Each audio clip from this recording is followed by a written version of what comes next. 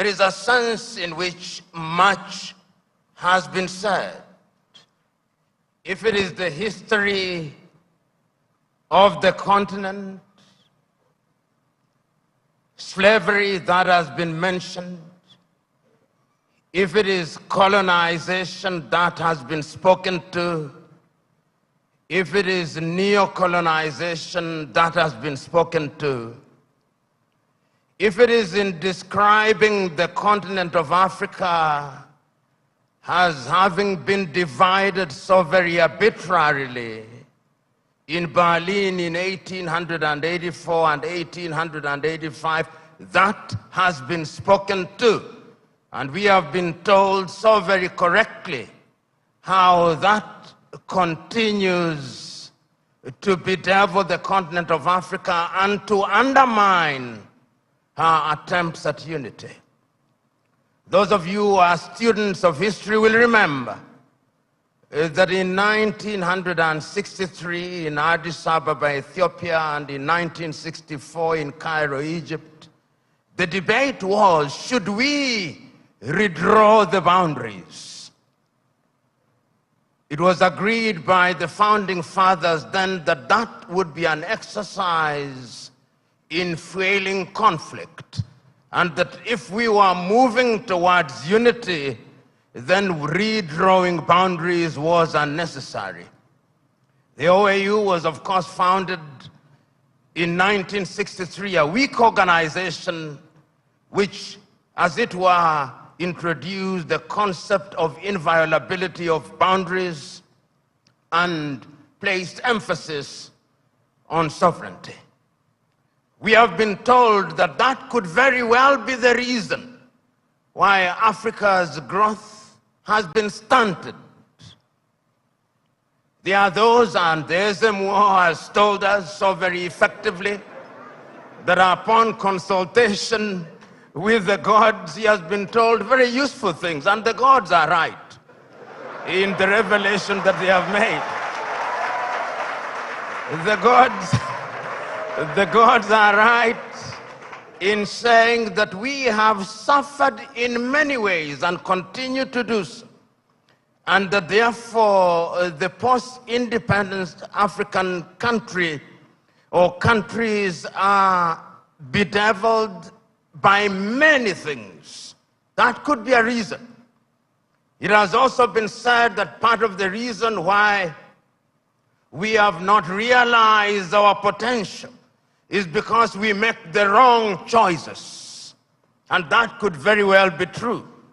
And my brother who spoke about choices so very well told us that it all rests on the choices that you make.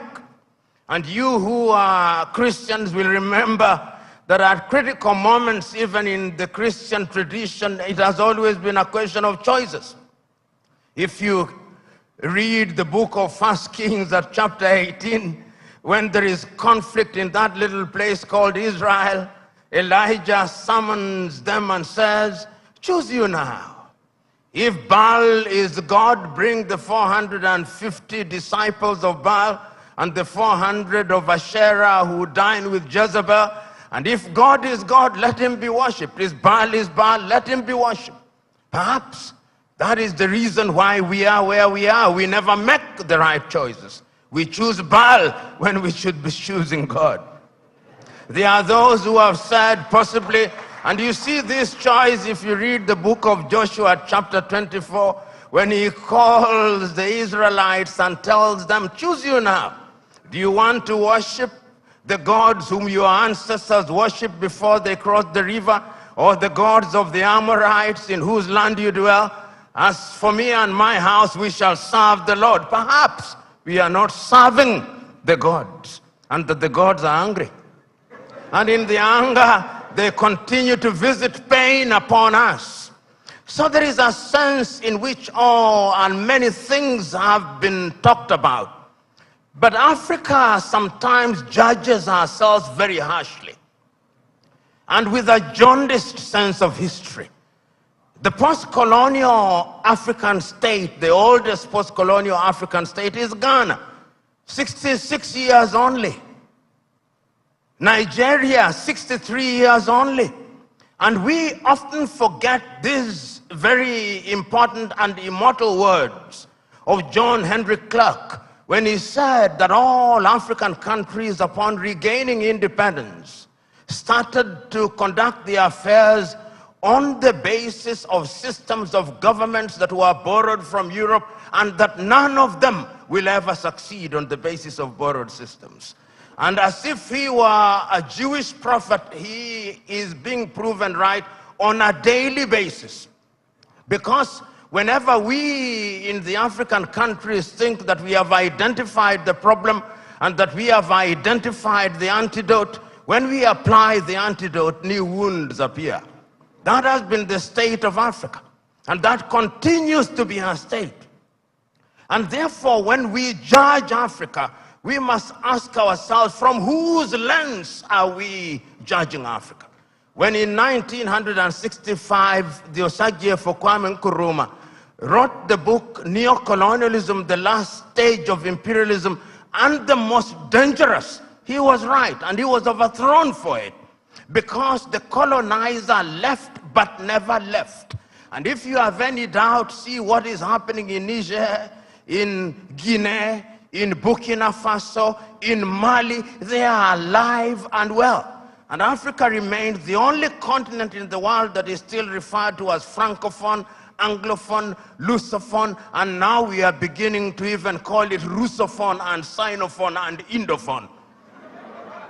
There is a sense in which we must never forget this, so that when we are judging Africa, we ought to judge her on the basis and upon the realization that the headwinds that stand on our path are numerous, and that there is no shortage of fifth columnists within our ranks. The SMO spoke, and if the SMO were to speak a little longer, he would have reminded you of what Chinua Achebe said in Things Fall Apart, that they came and put the things that held us together, and we can no longer reason as one. And he said, we may have sent the white man away, but what about our brothers whose minds they have infected and infested? And there is no shortage of them. So Africa can and will arise. And if you look at the continent of Africa, she has always been conscious of the need to do right things.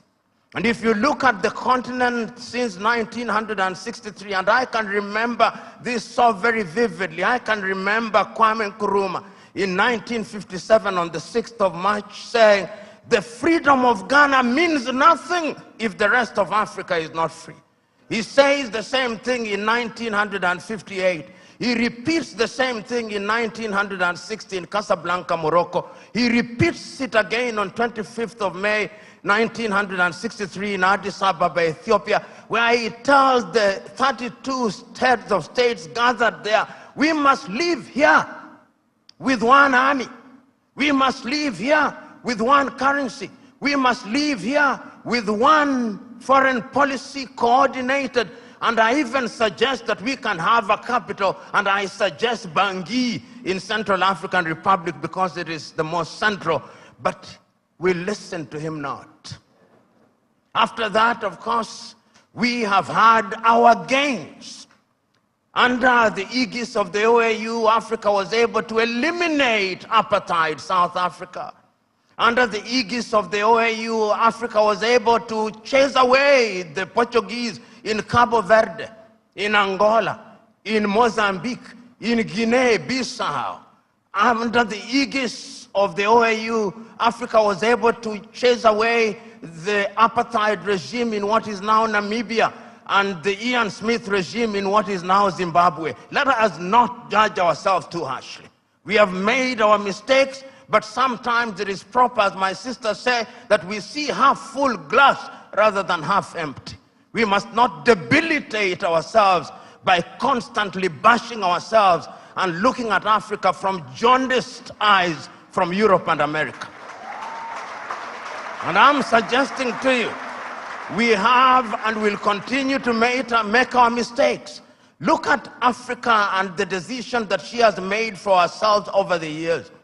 As early as 1980, Africans sitting here in Lagos, Nigeria, came up with the Lagos Plan of Action. And the Lagos Plan of Action told Africa, in order for Africa to realize our potential, we must trade amongst ourselves. But the neo-colonizer was not resting. A little earlier, 5 years earlier, the neo-colonizers had sat down in Lomé, in Togo, not too far from here, and came up with an agreement of African and European and Pacific countries. And when that did not work, they sat again in Cotonou, here in Benin, and came up with the Cotonou Agreement. They are never resting. We must never forget that. The neo-colonialist is alive and well, and is always trying to frustrate what we do, because Africa is their hunting ground.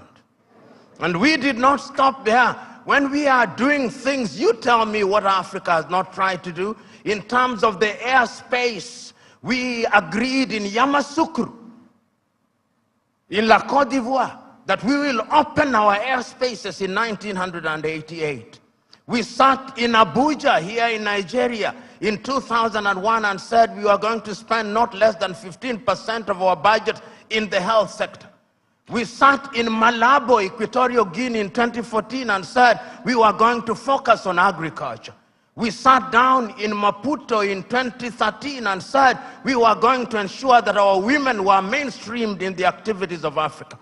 We sat down in Abuja in 2014 and said we were going to have free movement of people, and once again sat down in Kigali, Rwanda 2018 and said we were going to eliminate visas. We sat down in Abuja and said that we were going to silence the guns in 2013. We did not. And we sat down in 2020 and said we were going to silence them. And now the guns are alive and well. And who are supplying us with the weapons? It is not us. It is others.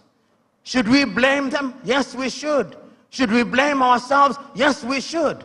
So Africa has always been a battleground. And the rhetoric that we see and the manner in which we ourselves are educated. My sister talked about education. But really, what are we teaching ourselves? It is fella Nicola Pokuti said, "Teacher, don't teach me nonsense."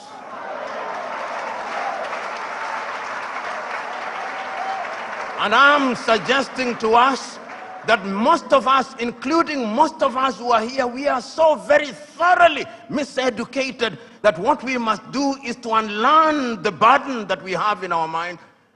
Those of us who are lawyers, when do we feel happiest?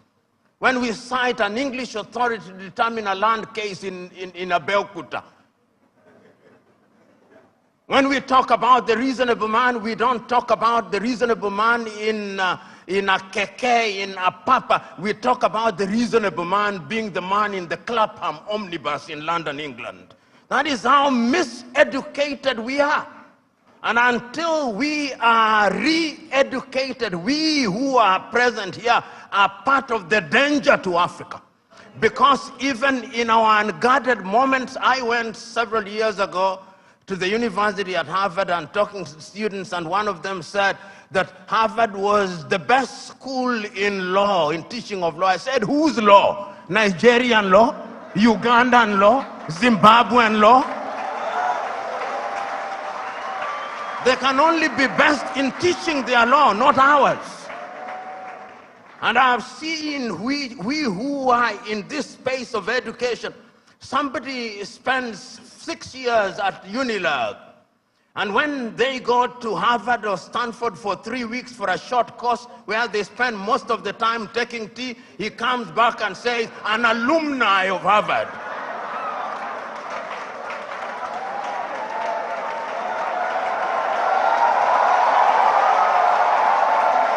So the time is now. The time is now to begin re-educating ourselves. The time is now to exercise the ghost of low self-esteem. You know, Africa has many things. We have talked about our mineral resources. We've talked about our arable land. We have talked about many things, but from where I sit, the greatest African resource is the human resource. You know, Africa has been so wronged by other civilizations. We were the enablers of the first industrial revolution. When our ancestors were taken to work in the farms in Europe, we enabled that revolution. Right now, we are enabling the fourth industrial revolution and the fifth industrial revolution. That is why they have talent visas, because they are taking our talent. If it is not nurses, it is our IT gurus. If it is not our IT gurus, it is our engineers. And we are gleefully letting them away.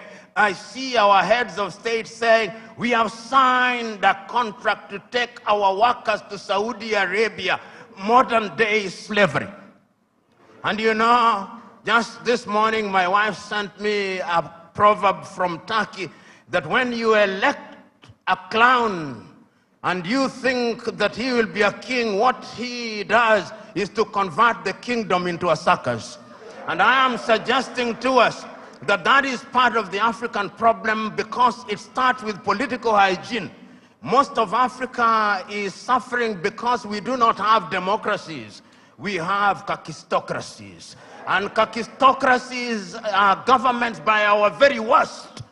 This is what we must deal with, and this is what we must say. Who do we elect into our public offices? Because, as I've said before, when you allow hyenas to take care of goats, why should you be surprised when the goats are eaten? This is the same.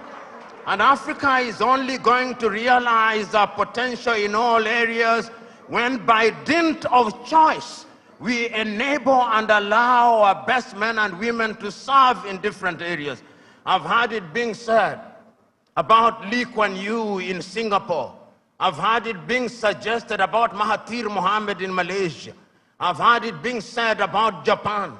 I've heard it being said about other countries. But there was a conscious decision on the part of those individuals and the followership. We always talk about leaders, but we never talk about the followers. The followers must also style up. Africans on average are for some reason attracted to thieves. Africans are for some reason attracted to men and women who cannot serve her. And when they are not served, then they complain. When Africans are told, choose you now whom we shall release, Jesus of Nazareth or Barabbas, they say, release Barabbas. And when Barabbas behaves like Barabbas, they say, why are you not behaving like Christ? It cannot be done. And this is what we must do. And I am submitting to us that it can be done and it should be done. I know a number of African countries, and I travel this continent sufficiently to know that there are African countries that are doing well. They are trying. There is no nation without trials and tribulation. We are fond of talking about the United States of America as an exemplar of that which is good and bad. When they said in 1776 that they held certain truths to be self-evident, that all men were born equal, that they were endowed by their Creator with certain unalienable rights, that among those who are life, liberty, and the pursuit of happiness, were blacks included? No, they were not. Did they not fight a civil war? Yes, they did. Are they not frustrating people until 1963? Did George Floyd, was he not killed only recently? There is not a single nation without trials and tribulation. And we must therefore remind ourselves that we have the wherewithal to catapult Africa into a different orbit. And Nyerere of Tanzania once said, we must also define what development means. And he said, development does not mean necessarily the building of skyscrapers. There is nothing wrong with that. But let the Americans go to the moon, we are going to provide water to our villages. We must define what development means. And once we define what development means, and we define ourselves, then Africa shall realize our potential.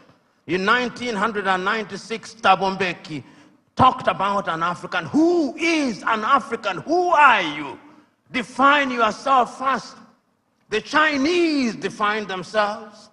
The Indonesians define themselves. The Koreans define themselves. We must define ourselves. and begin to believe in our institutions. You know, and I see it in this part of the world.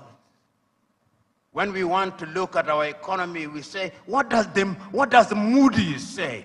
And Moody's is very moody when they come to Africa. Moody's. Can the Department of Economics at UNILAG not do that? Can't they? McKinsey, an American outfit, they are the ones who come here and tell us how our economy is behaving. When the American dollar as much as sneezes, the naira goes into a coma. Why? 63 years after independence in Nigeria, 66 in Ghana, 61 in Kenya and many other countries, we still believe that somebody else's currency is what must define us. 63 years after independence, we are still importing chicken as if our chicken forgot how to lay eggs.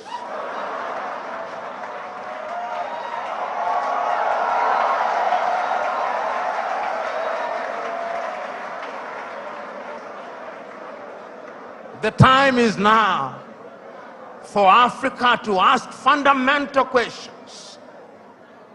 Because if you ask the wrong questions, you'll get the wrong answers. And I'm suggesting to us that Africa is already asking those questions. You know, in the year 2013, African heads of states and government sat in Addis Ababa, Ethiopia. That was during the chairmanship of South Africa's Nkosazana and Dlamini Zuma. And they decided that we can no longer continue to live in this muck and mire. Africa must know progress. And they came up with Africa Agenda 2063. My sister spoke to it so very ably and eloquently and passionately. What we don't say is that during that week, Nkosazana and Dlamini Zuma wrote an apology letter to Kwame Nkrumah, telling Kwame, we apologize. What we are doing now, you saw in 1963. A house divided against itself cannot stand. Now we are living through Africa Agenda 2063. We are living through the Sustainable Development Goals. And I'm not a Jewish prophet nor related to one, but I can confirm to you we will not fulfill any one of them. You cannot, in the nature of things, engage the reverse gear and then think you'll reach your destination. You cannot. And that is what most African countries have done. So the time is now, as the cliche goes, when you are in a hole, you stop digging. And Africa must stop digging. And if we stop digging and we look at what we have, Africa Continental Free Trade Area says that we are going to trade amongst ourselves in the world. Africa trades ourselves at best at 20%. Europe at about 70%, North America possibly 65%, Asia now going to 60%, Latin America going to 55%, Africa 20%. What must we do? We must stop certain things that stand in our way. Conflict. Look at Africa as I speak to you. Look at Sudan. For the last 2 months, there is no economic activity in Sudan. They are destroying what they once built. Even if you wanted to trade, who do you trade with? Generating as at now 2.5 million refugees. I do not hear the voices of African leaders, no. Their silence is eloquent. And when they speak mutedly in sanitized languages, and people are dying. Children who ought to be vaccinated in Sudan are not getting vaccinated. Here in your neighborhood in Cameroon, children have not gone to school for the last many years. conflict. In northern Mali, the country is divided de facto into two. In the Democratic Republic of Congo, 120 armed groups, yet it is the busiest airspace in the continent of Africa. Minerals are being taken away to Europe and America. Central African Republic, the same. Libya, the same. Several months ago, I wrote to the chair of the African Union and to all African heads of state and said, convene a meeting with only one agenda item. What can we do to save Africa from this slide? Only 4 replied. That is the state of the continent of Africa. We must deal with the basic things. We must solve conflict. We must change our governance. Because if we don't deal with the question of governance, we are going nowhere. Africa has become a continent where after every election there is conflict. Because the pursuit of power is a cutthroat competition where throats are actually cut. And when the SMO was here and he consulted the oracles, he discovered that we have a problem in that direction.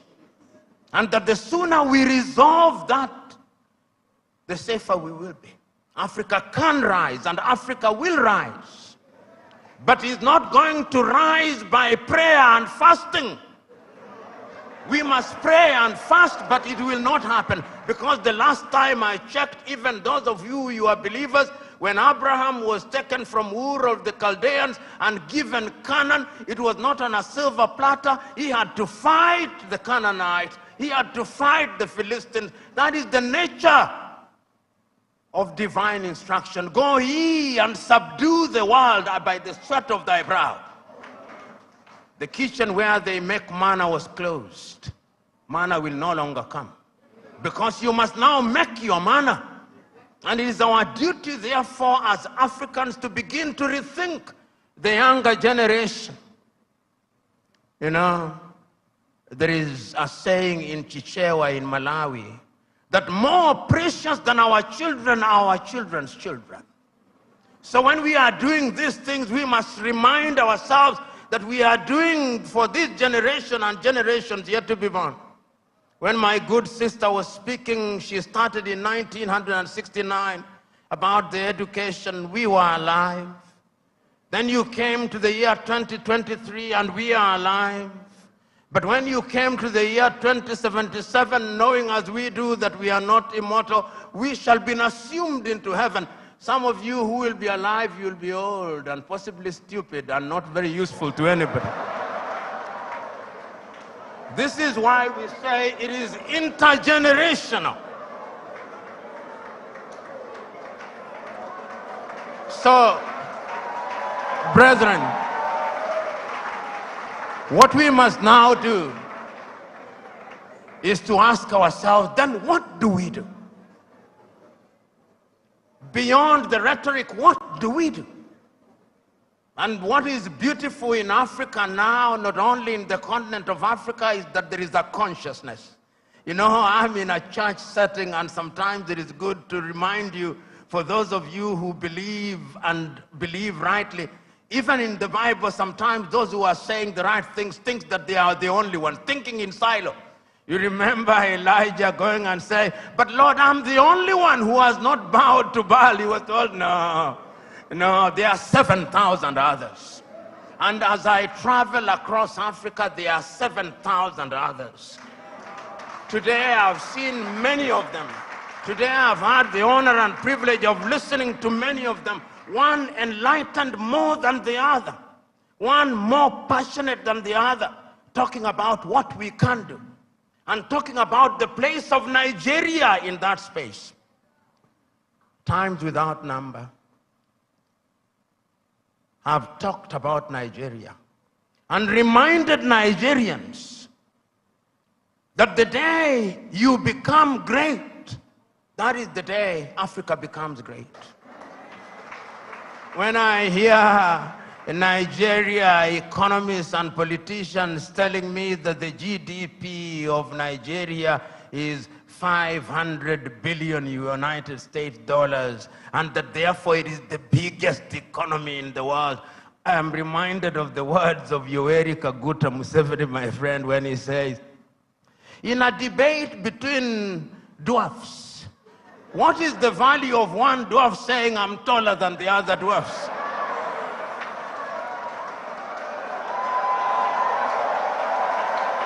You are still a dwarf. This Nigeria is capable in 5 years of becoming a 3 trillion GDP economy. The fundamentals are there. Talk of human resource. And I think it is, my sister, you go to anywhere in the world, tell me, engineering, artificial intelligence, space, Nigerians. The saying goes, if you go to any part of the world and you do not find a Nigerian, run away from there. Because there is nothing to be done there. It is these Nigerians who will move the country. I keep on reminding my Nigerian friends, you say you are 220 million. No, you are not. I suspect you are 300 million. And if my suspicion is correct, you owe this region and this continent the talent. You know, when people talk about instability in Nigeria, I ask them, can you handle refugees from Nigeria? Can you? You cannot. They'll overwhelm the entire West Africa. So it is in Africans' genuine desire that Nigeria remains great and becomes great. All the ingredients are there. Writing in 1983, Chinua Achebe, in his book, The Trouble with Nigeria, said that it is simply and squarely a problem of leadership. That is an African problem, and I also want to say it is also a problem of followership. Before the Ezemwe started speaking, he talked about what is expected of him in the village. When you are appointed into a public office in Africa, they actually expect you to be a thief. And if you don't steal, they say you are not wise.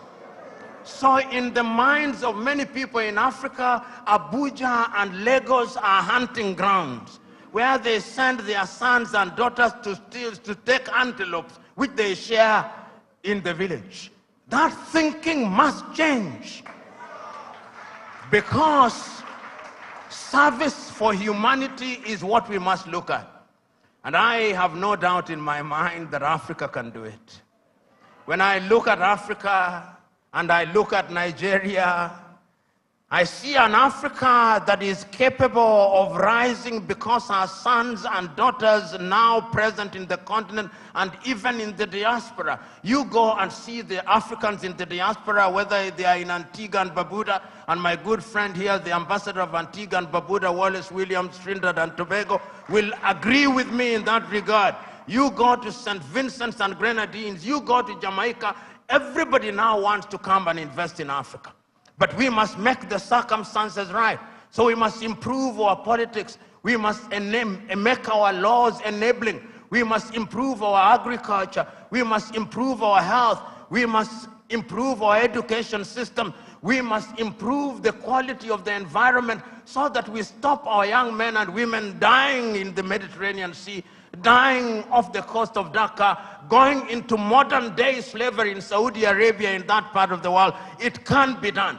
We have seen it done during our lifetime. We have seen South Korea do it. We have seen China do it. We are seeing India do it. We can see Indonesia doing it. We have seen Vietnam after the war doing it. And within the continent of Africa, there are other examples. We have seen Rwanda rise like a phoenix during our lifetime.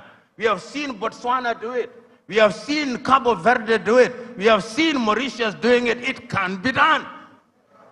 And if we agree that it can be done, what we must now do is to take a solemn vow. And that solemn vow must come from these words spoken by Julius Kambarage Nyerere on the 6th day of March 1997 in Accra, Ghana, when he was called upon to be the guest on the 40th anniversary of Ghana's independence. This is what he said, and I say this, then I shut up and sit down. Mwalimu said, when Kwame Nkrumah told us in 1963 that we ought to unite, we agreed with him. And we did not for one moment believe that unity in and of itself will solve our problems. What we believe that unity will make our voices as Africans to be respected. Because the rest of the world is not bothered about our Ghanaianness or our Tanzanianness. He did not say this, but I'm adding, but our Nigerianness or Ugandanness. The rest of the world only knows about Africa. The time is now. Our generation fought the colonialists and brought what we thought was independence, but they gave us the crown without the jewels. But of all the sins that we have committed, there is a single sin that we must never commit: the sin of giving up, the sin of despair. And each one of us must remember that we have a role to play. We have a role to play because if the ocean is to exist, the droplets must be good. If the forest is to exist, the trees must be good. Play your part and let the results be the testimony of your efforts. God bless you.